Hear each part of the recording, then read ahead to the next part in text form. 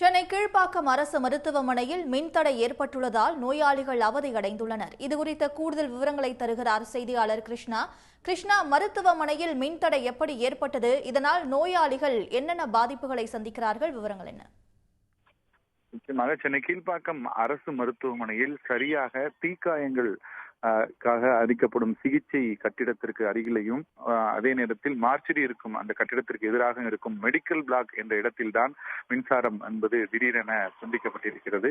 குறிப்பாக 5 மணியிலிருந்து மின்சாரம் என்பது திடீரென துண்டிக்கப்பட்டிருப்பதாக இங்கு தெரிய வந்திருக்கிறது. இதனால் பாதிக்கப்பட்ட நோயாளிகள் அந்த கட்டிடத்திலிருந்து உடனடியாக அகற்றப்பட்டு வந்திருக்கின்றனர்.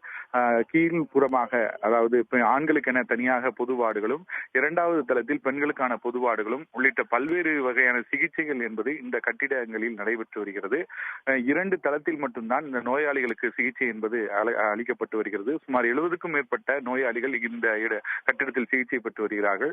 4 மணி நேரத்திற்கு மேலாக இந்த மின்சாரம் என்பது துண்டிக்கப்பட்டு நோயாளிகள் அவதிகளாகவும் பலரை, அதாவது தீவிர சிகிச்சை பெறும் பல நோயாளிகள் அங்கிருந்து அப்புறப்படுத்தப்பட்டு அருகில் உள்ள கட்டிடத்திற்கு மாற்றப்படுவதும் தெரிய வந்திருக்கிறது. உடனடியாக காவல்துறை நர்சுகள் ஓடி சென்று அவர்களை எல்லாம் அழைத்து சென்றிருக்கிறார்கள். பலரும் ஆக்சிஜன்களுடன் இந்த இருட்டறையில் இருக்கும் ஒரு சூழல் தான் தற்போதும் நிலவி வருகிறது.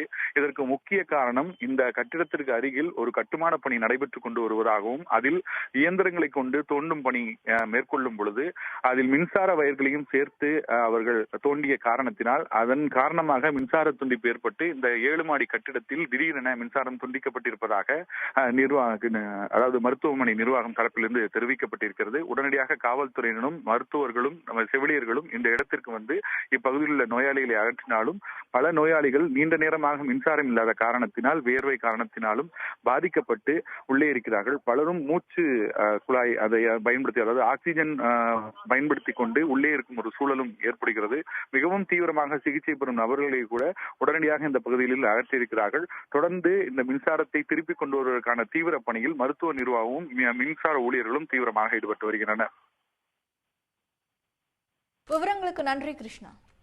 உடனுக்குடன் செய்திகளை தெரிந்து கொள்ள சன் நியூஸ் பெல் ஐகானை கிளிக் பண்ணுங்க.